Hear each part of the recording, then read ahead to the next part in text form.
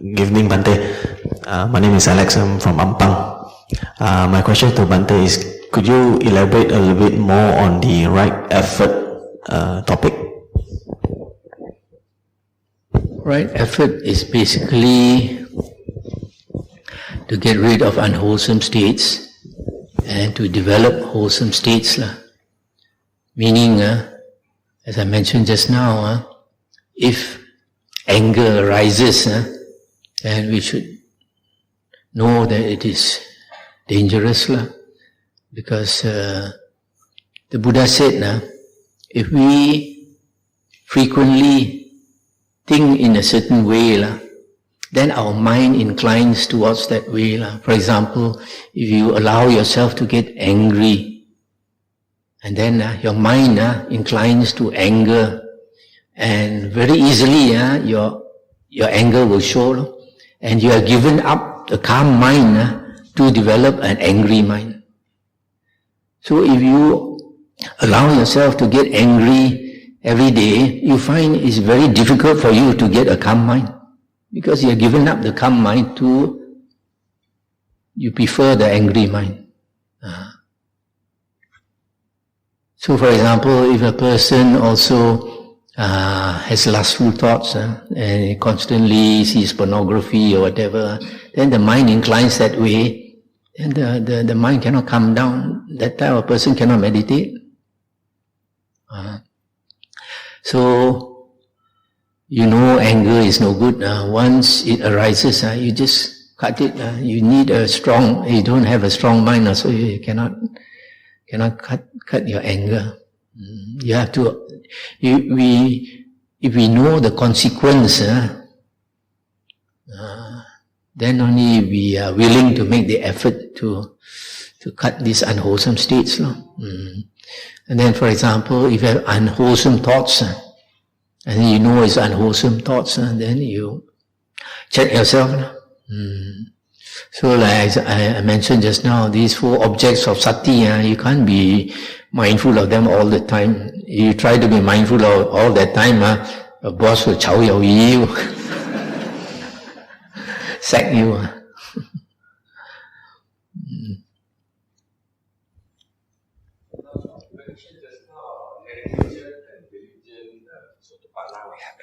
Will he lose?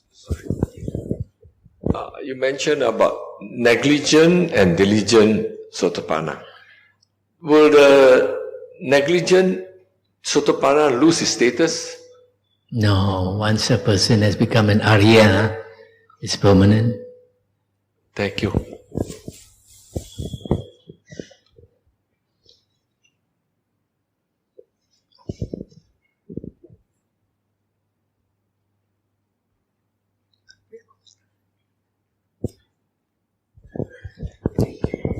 Thank you. Just now you mentioned about samatha.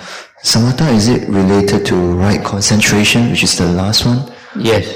Okay. My second question is, can you explain more about vipassana?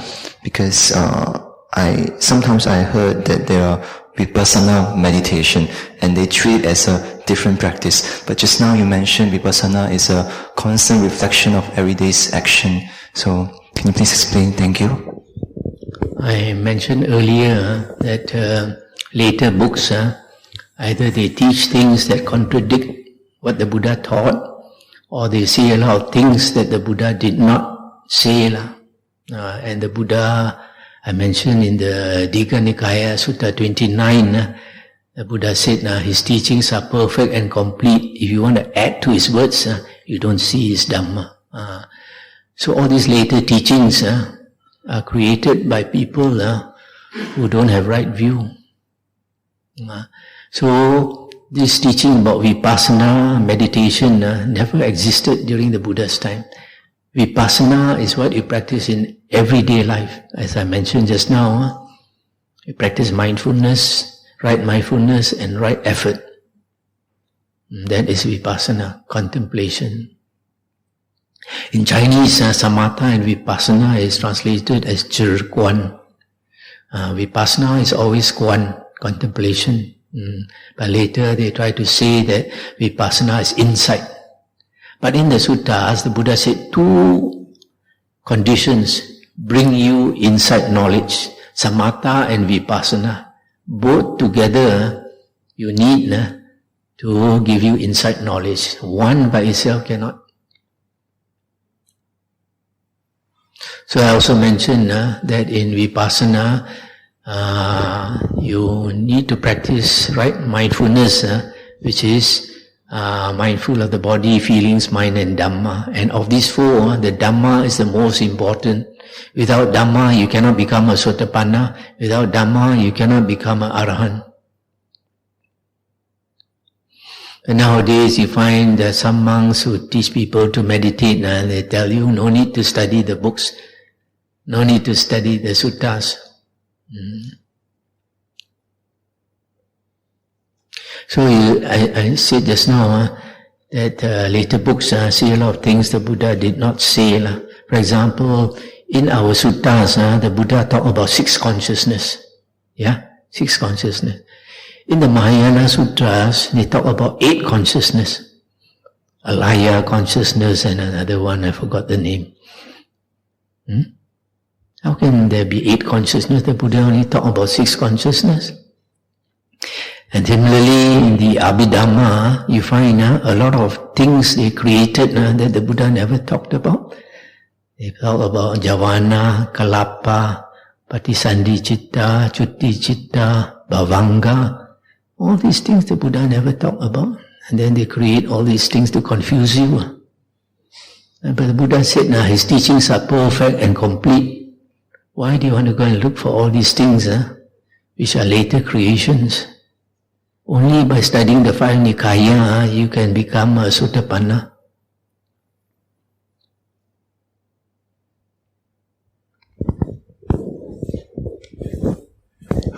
Bhante, maybe you can help me to straighten my view.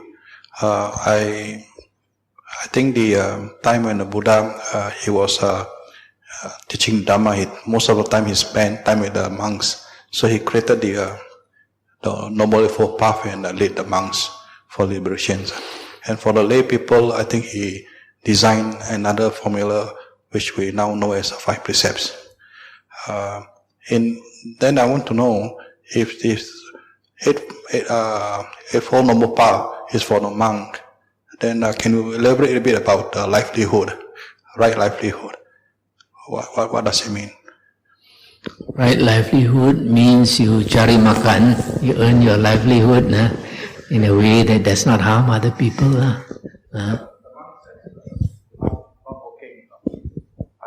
Oh, you mean for monk? Yeah, because I think I was just trying to understand. During the Buddha's time, he spent a lot of time to teach the Noble Eightfold Path. So I think that Noble Eightfold Path was designed more for the monks. Right. Whereas for the lay people, he has the 5 precepts for the lay people to follow. So what I'm a bit lack of understanding is the right livelihood in the Noble Eightfold Path. For monks, because monk doesn't have any work anymore. So why would the right livelihood is in that Noble Eightfold Path? There's some monks also cari makan. Fortune telling, selling tangkai. So the Buddha said also in the suttas is mentioned, right livelihood for a monk is not saying things that a monk should not be saying. For example, saying that he has got psychic power, that he has attained such and such a state and all this thing, or hinting that he has attained this and attained that, or belittling some other people, talking bad about some other monk or some other nun. This is mentioned in the sutta. That is for monks. And not acting as a bomo and all that.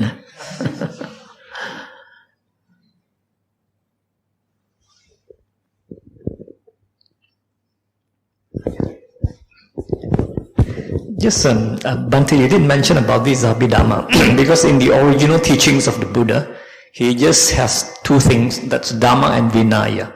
One is the suttas of the discourses of the Buddha, and the other one is a disciplinary practice, I think, for the Sangha. How did Abhidhamma came in? When did it come in? And who actually started it actually? Just out of curiosity. Because these like the high teachings of the Dhamma, it seems. In the suttas, there is the word Abhidhamma. But if you look into the suttas, when the Buddha mentioned the word Abhidhamma, he refers to the 37 Bodhipakya Dhamma, the Ariyan Eightfold Path, the 7 Bojjhangas, factors of enlightenment, the 5 Indriya, the 5 faculties, the 5 Bala, the 5 powers, the 4 Iddhipada, the basis of psychic power, the 4 Satipatthana, intense states of mindfulness, the 4 right efforts, Samappadana. These 4, 5, 5, 7 and 8 add to 37.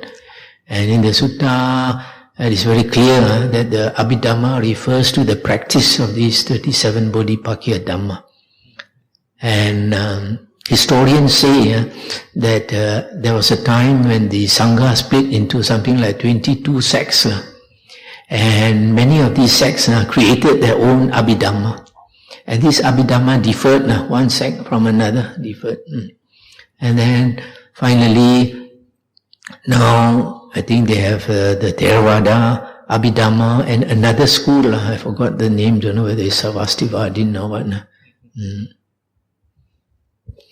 Also you find, like for example, in the Theravada Abhidhamma, there are 7 books. The first 3 books or 4 books are quite okay.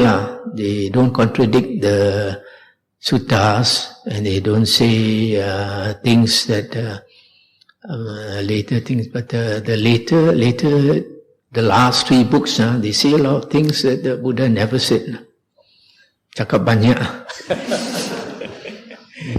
And the other thing is you mentioned about Digha Nigaya, Majjhima, Samyutta and Anguttara. The last one is the short discourses, which is the Khuddaka. Yeah. Is that very much like very mixed already, or it's not too genuine, or only a few books are recognized? Yes. The Khuddaka Nikaya means a small collection. During Emperor Asoka's time, it probably consisted only of a few books. But then we can see they have added, and we saw very clearly in 1956, the Burmese, they had a Sangha Council, and they added 3 books inside there. And everybody knows that these 3 books are not the Buddha's words.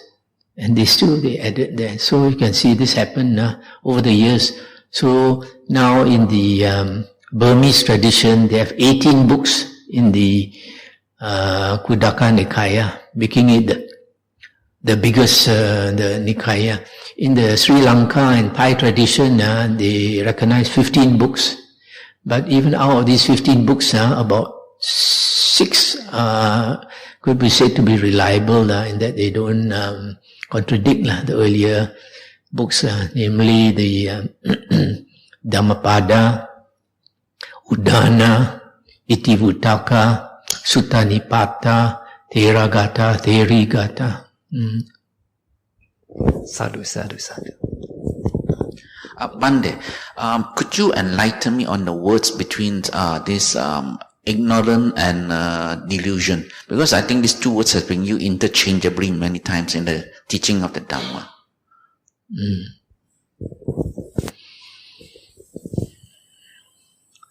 Ignorance normally is a translation of the word avijja. Avijja is defined as not knowing the 4 noble truths, not knowing suffering. Delusion is because of an unclear mind. We have certain views which are deluded, which are not factual. For example, you see the word doubt. The word doubt, vichikicca, occurs in the 5 hindrances and also occurs in the fetters, the 10 fetters. When a person becomes a sotapanna, he eliminates 3 factors. One of them is doubt. And in the factors, that doubt refers to doubt about the Buddha, Dhamma and Sangha. doubt about the triple gem, not having faith. So as Sotapanna has unshakable faith in the Buddha, Dhamma and Sangha, so has eliminated doubt about Buddha, Dhamma and Sangha. In the 5 hindrances, that doubt, although the Pali word is the same, the meaning is different.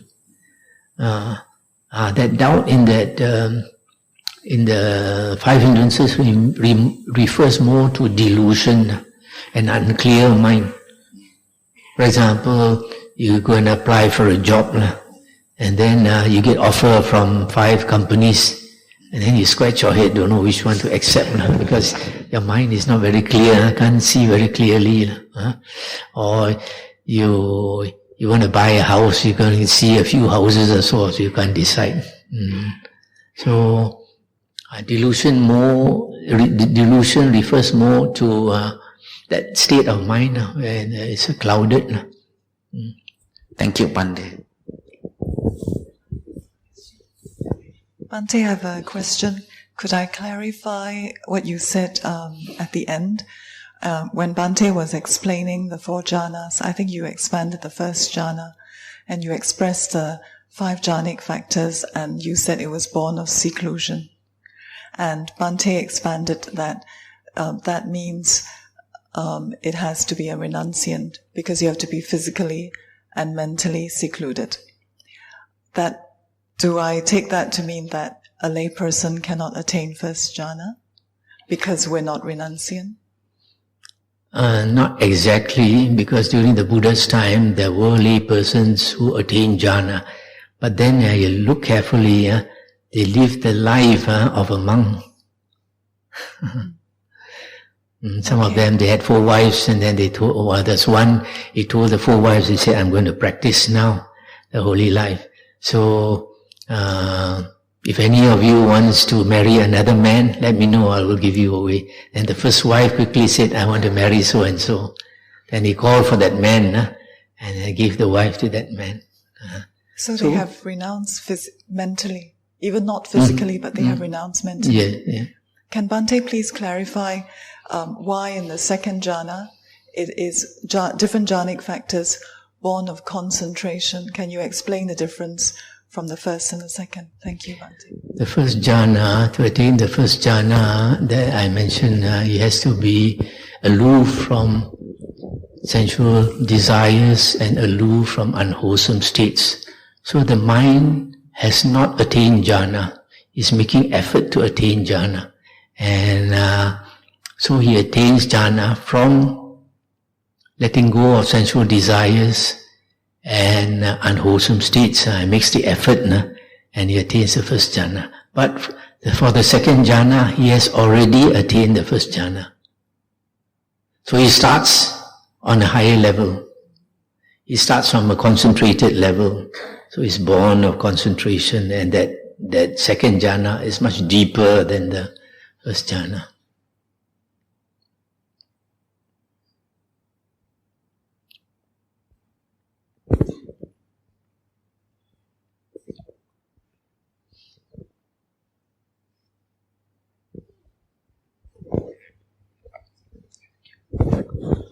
Bhante, this question comes from a friend. Is there any reference in the Nikayas in regards to the Buddha's teaching? Would there be any difference of how the Buddha teach between a lay person compared to gods or a bodhisattva? Is there such reference that we can actually refer to in the Nikayas? Which god are you referring to? Any deva? I haven't.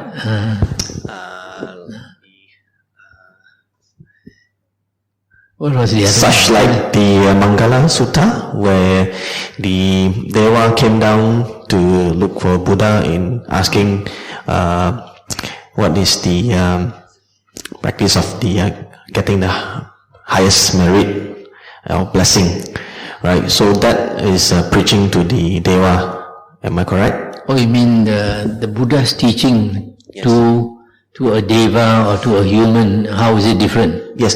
Is there such, or is there a sutta saying or mention, saying that there is no difference, or is there a difference? Reason why my friend asked on this matter is because he's receiving a teaching from another teacher, and the teacher actually get initiation from Bodhisattvas, claiming that this is the higher teachings in compares to what the Nikayas or the Buddha Dhamma's teaching is. So I'm sort of in a debate with him on such matter, telling him that the Buddha's word in the Nikayas is perfectly taught, and there is no such thing as this reference that there's another teaching from the Bodhisattvas that the Bodhisattva received from the Buddha. Then he challenged me to ask which Nikayas or which suttas that we can refer that. Just now I mentioned that our Buddha is one of the top Buddhas in teaching, but is also one of the top Buddhas in psychic power. In the one of the suttas, the Buddha went to the Mahabrahma in the Brahma realms to teach the Brahma. And the Brahma, because they have great psychic powers, very proud, very haughty, won't listen to the Buddha. So the Buddha had to show psychic powers. After the Buddha showed psychic powers, basically like that, after the Buddha talked to him, he told the Buddha, I said, I will disappear from you. In other words, you won't be able to see me. So the Buddha said, you try. Then he said, I'm disappearing, but the Buddha could still see him. Everybody could still see him. The Buddha was controlling his mind. Then the Buddha said, I will disappear from you. And then suddenly the Buddha disappeared. He could not see the Buddha, but could hear the Buddha speaking. Then he got shocked. And then the Buddha emitted light. These Brahmas, they are very powerful. The lowest Brahma can emit light to 1,000 worlds away. The greatest one can emit light to 100,000 worlds away. And the Buddha emitted light much more powerful than him. And they all got shocked. And he said he's been a Brahma for a very long time. He said, I've never seen another ascetic with such great psychic power as this Samana Gotama. So, how can your other gods compare to our Buddha?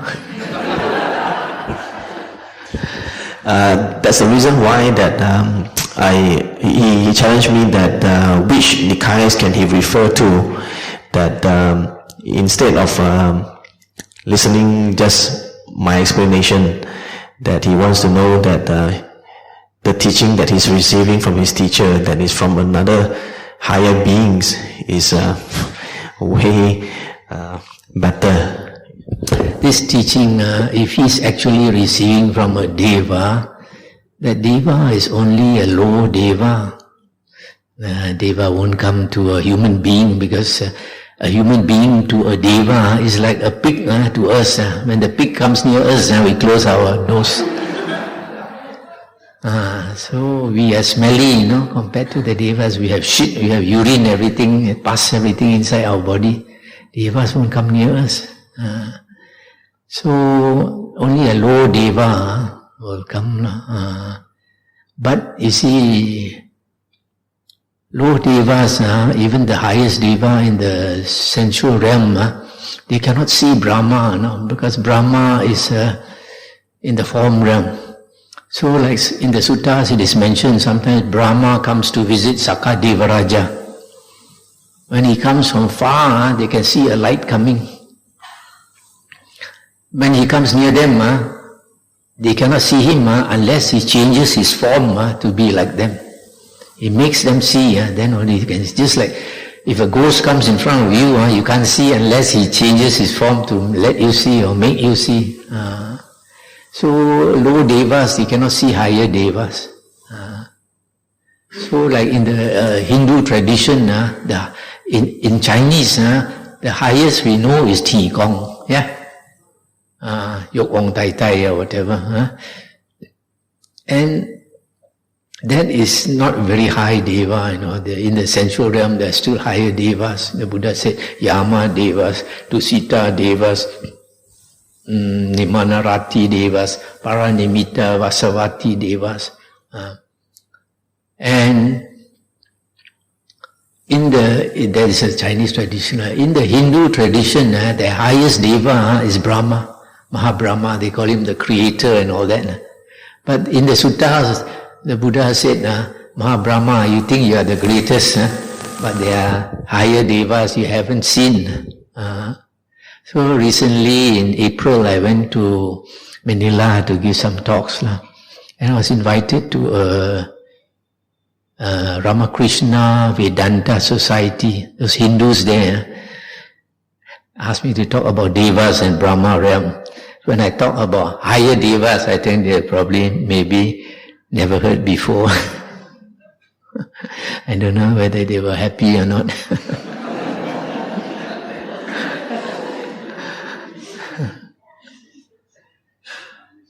So there are many, many realms.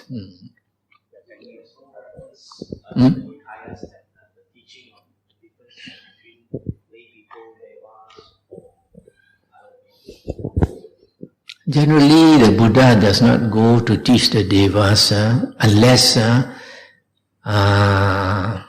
of past life affinity.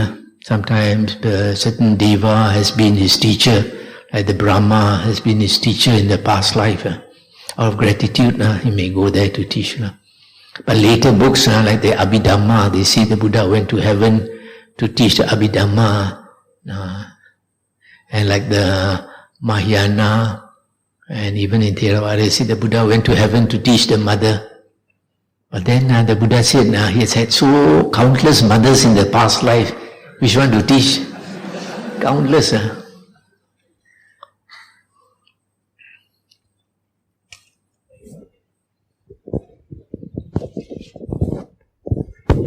Yes, Bhante. Right at the beginning of the talk, Bhante mentioned that the core of the Buddha's teaching is the suffering, cause of suffering and the path and the end of suffering. And Bhante has, I can see that you have really dig into the Tipitaka and use all those teaching which reinforce the teaching of the Ariyan, the Eightfold Noble Path, like right view, thoughts, concentration, jhana, and vipassana, and how we have to start from all this in order to be able to end suffering and to reach nirvana. My question is, we are also exposed to some other teachers who also taught how to reach nirvana, like for instance through the Satipatthana, and they like mentioned, we also contemplate the feeling, the citta, the body, and the Dhamma. And there are also other teachers that strictly go into observing, practicing, developing mindfulness, and the essence is being that we watch this, the defilements from the Satipatthana, that they being the only path that can, the eradication of defilements and to reach nirvana. So by developing this mindfulness, we watch these defilements and we see that they are impermanence, suffering and non-self, and it keep on going, and then we also can, according to this teaching, we can reach the liberation. So my question is, what is Bhante's views on this? And does it actually need to tie so badly back to the Ariyan Eightfold Path, or is it a faster method to reach this liberation? Sadhu, yeah. Today I brought some books here. It's called the Contemplation and Meditation. the difference between vipassana and samatha. There are some monks who teach satipatthana without jhana. Yeah?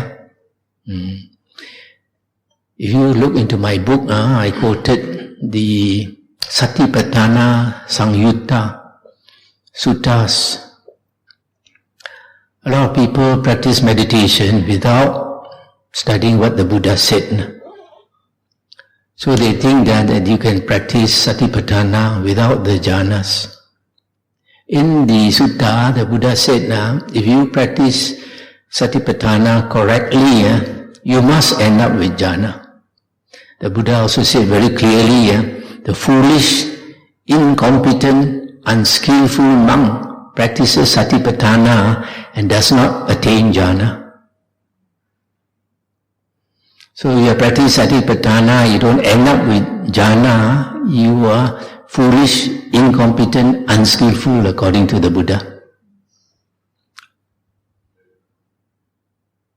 You take the book and read. It's not what I said, it's what the Buddha said.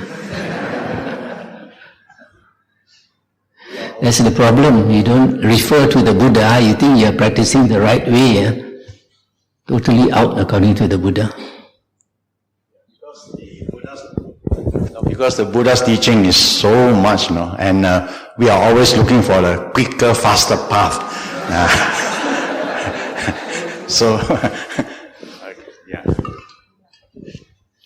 Recently, somebody sent me a video. There's a famous Japanese scientist in America by the name of Michio Kaku. He said, you want to see a small boy or a small girl, how he will fare in future when he grows up. You offer him a candy. You tell this small boy or small girl, he said, you like this candy? Of course, they say, yes, I want. Say, you want it now? I give you one candy. If you wait 5 minutes, I give you 3 candy. Can you wait? The greedy ones want the shortcut, they want 1 candy. The smart one will think further. Wait, never mind. I can get 3 candy. Wait. So the Buddha said, a person who's successful in life, he sees further. He's willing to wait. He's willing to make the effort, take a longer path.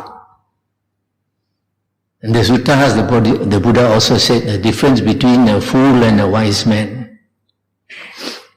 The Buddha said, the fool, if he thinks he needs to make a lot of effort to get something, he won't make the effort.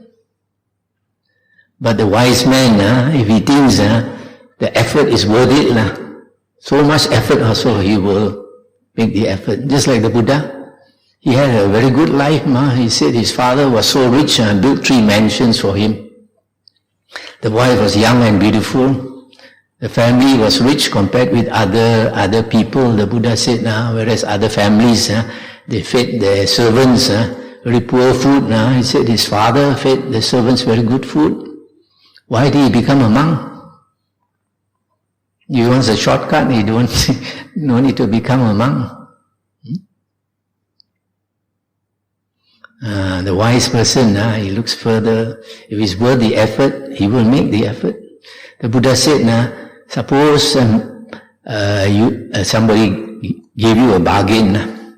Are you willing to suffer being pierced by 100 spears in the morning, 100 spears in the afternoon, and 100 spears at night? 300 spears every day for 100 years. If you are willing to suffer that, at the end of it, you become a sotapanna. Are you willing to suffer? The Buddha said, the wise person, he thinks he's willing to suffer that. Because at the end of it, he will become an Arya, never reborn in the 3 woeful planes. Whereas if you are a Putujana, you'll be reborn in the 3 woeful planes endless times, countless times. So be careful of shortcuts.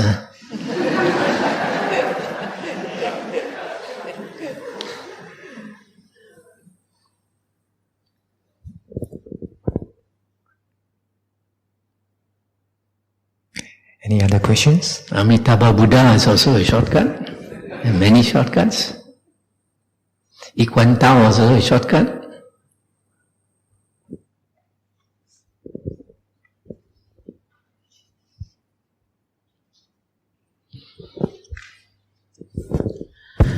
Bande, last month I happened to spoke to a Dhamma teacher regarding the how accurate the translation of the 5 Nikaya by this Venerable Thana Siro and Bhikkhu Bodhi. Now we have been reading this 5 Nikaya. According to him, this translation by Bhikkhu Bodhi and Venerable Thana Siro, he said, not really accurate. But of course, we as layperson, we do not know because we just read. And to me, I think it's I can understand. So he said there are some monks who would be able to translate much better and more accurate. What is Bande's view about this? If they can translate much better, they should translate. But I think the translation, you can say it's probably 98% accurate or 97%. It's as near as you can get. But unfortunately, sometimes instead of translating the literal meaning of the word, they refer to the commentaries. And then they give interpretation. Sometimes it is not the exact interpretation. For example, they like to translate Satipatthana is the only way. The actual word is Ekayana Mago. Ekayana Mago is one-way path. The path that goes one way only. It only leads you to the end of suffering. It does not lead you elsewhere. It is not the only path because the Buddha said the 37 Bodhipakkya Dhammas, the 4 Satipatthana, 4 Iddhipada, 4 Samappadana, 5 Indriya, 5 Bala, 7 Bojjhanga, Arya, Atangika Magga. All these lead you to the end of suffering. Thank you, Bande.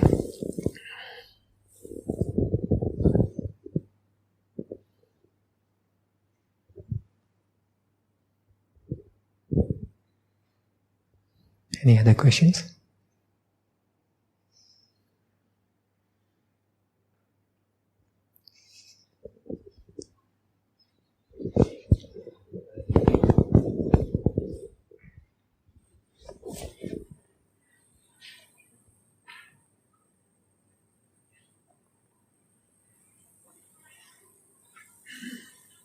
Yeah?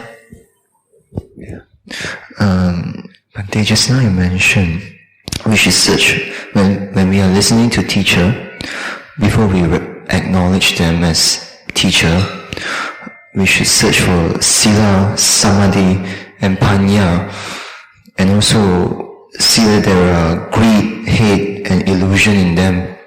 But as a novice Buddhist, how are we going to identify whether there are, especially Panya, wisdom, because we ourselves are deluded and we have unwholesome states as well.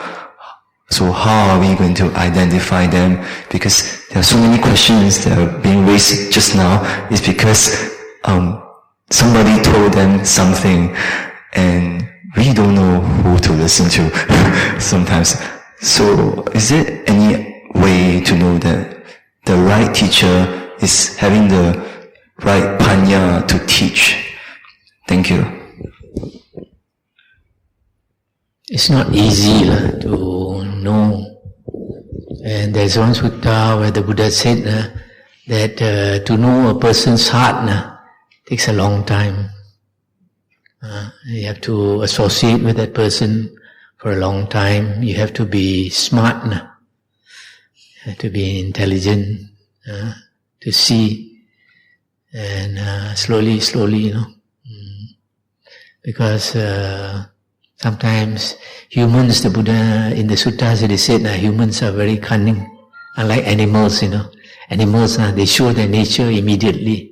If they're angry, immediately they show, etc. Humans, they can smile, a lot of anger inside. Yeah. So, take some time.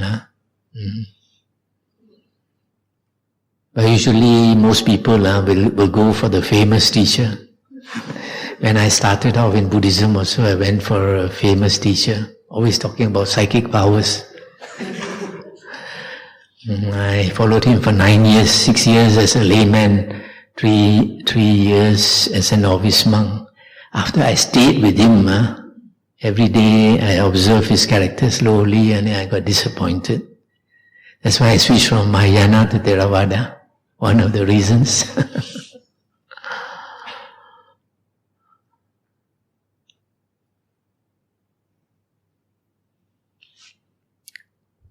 It's because it's difficult, that's why we have to rely on the Buddha. When the Buddha was about to pass into Parinibbana, Rabbi Ananda asked him, Bhagavan, after you are gone, whom should we follow as our teacher? And he said, take the Dhamma and the Vinaya that I have taught to be your teacher. Also the Buddha said, be a lamb unto yourselves, be a refuge unto yourselves with no other refuge. Take the Dhamma as your lamb, take the Dhamma as your refuge with no other refuge. And why? Because in one sutta, in the Anguttara Nikaya, I think it's 5.88, where the Buddha said, in the future, there will be some monks who are very famous, with a large following of disciples, monks and nuns and lay people. And he is also very learned and very senior. And such a famous monk, the Buddha said, can also have wrong view. It's because of that, that's why the Buddha said, whatever a monk teaches, you compare it with the suttas and the Vinaya. Only if it follows the suttas and the Vinaya, you can take it to be the Buddha's teaching. Nowadays Buddhism is very rojak. So many views. That's why people get confused. The Buddha already saw that. The Buddha said in the future, when false Dhamma arises, people become confused because they cannot tell the difference. The Buddha said, just as now only true gold is available, people buy gold. In the future, the Buddha said, fake gold, counterfeit gold will appear. And then when people know there is counterfeit gold, people get scared. They cannot tell the difference between whether you are buying real gold or counterfeit gold, then people don't want to buy. So people who create all this wrong Dhamma, they are creating very bad karma. You see, for example, in Mahayana, because I was practicing Mahayana for 9 years, they say one of the founders of Mahayana was what they call Longsu Pusa. His actual name was Nagarjuna. In his biography, he said, people asked him, previously there were no such sutras, why now you say these are all the words of the Buddha? What did he say? He said, last time the monks during the Buddha's time, they didn't have the wisdom to understand the Mahayana, higher Dhamma. So the Buddha hid all the books in the dragon palace in the ocean. Then he said he used his psychic powers, went into the dragon ocean and the dragon palace, took out all these books. Apa ini? We know Buddha's time, no books. No books. I got books during the Buddha's time. You find in the Mahayana Sutras, at the end of the sutra, it says that the Buddha encouraged everybody to print the sutras and distribute. How can the Buddha encourage people to print when there was no printing? A lot of things, when we are new, we believe, and then later we find out we wasted our time. For example, in Mahayana, there's one sutra, Filial Piety Sutra. It says Buddha was walking in the forest with his monks. He saw a skeleton. Then he bowed to that skeleton, And Nanda asked him, Bhagavan, why are you bowing to that skeleton? The Buddha said, you don't have wisdom, Nanda. This could have been my mother or my father in the past life. So I'm thinking, if you can bow to a skeleton, if the skeleton is alive, you should bow more, isn't it? The Buddha said, hard to find any beings who have not been your father and your mother, your relative in the past life. So many of his disciples were his past life parents. He must bow to his disciple. I see a man in the street, past life mother again, or a woman, bow. No logic. Yeah? But if we don't think, then we accept. That's why Buddha says, Yoniso Manasikara. Very important. Focus, attention.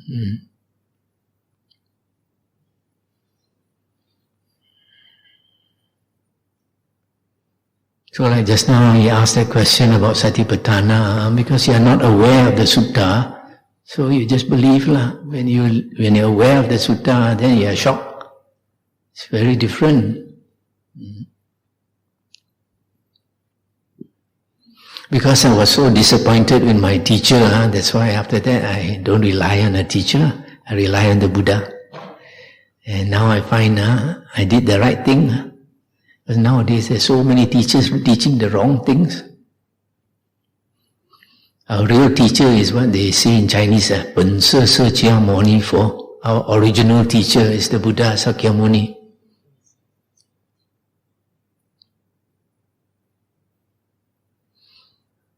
I brought some SD cards and the players.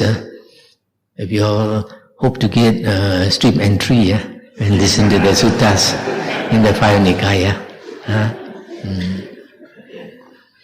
Can we invite the... anything to ask? Bhante, referring to the sister's question just now about the jhana, that you have to renounce the first jhana. The example you gave was it's on the male side. The husband advertised to the wife who wants to remarry. How about for like mothers? We can't advertise to give away our children, right? So on the lady's part, as mothers, if the duty of a man or a woman is not, he has duty to do, he cannot walk the spiritual path, he can only walk it like part-time. But if he wants to practice the spiritual path fully, then the conditions must be right. For example, in Teluk Intan we have one young man. He's very interested to become a monk, but he's the only son, and the parents are old, so he has to look after the parents. So it's not fair for him to walk off like that and then leave the parents alone. When I was in Thailand many years ago, I saw one lady used to come with two children to the wat, because the husband went to become a monk, left her to look after the children, and she used to come every day and look very sad. And I thought it's not fair for the monk to go and become a monk and leave the wife to carry the burden, isn't it? So if you have such duties, if you go off and wear the robe also, you won't be happy inside. If you're not happy inside, you cannot practice well. So you have to do your duty. Unless you don't have any children, then you talak your husband 3 times.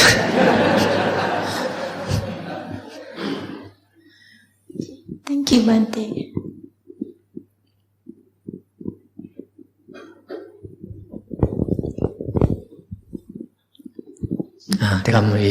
Any more questions? No,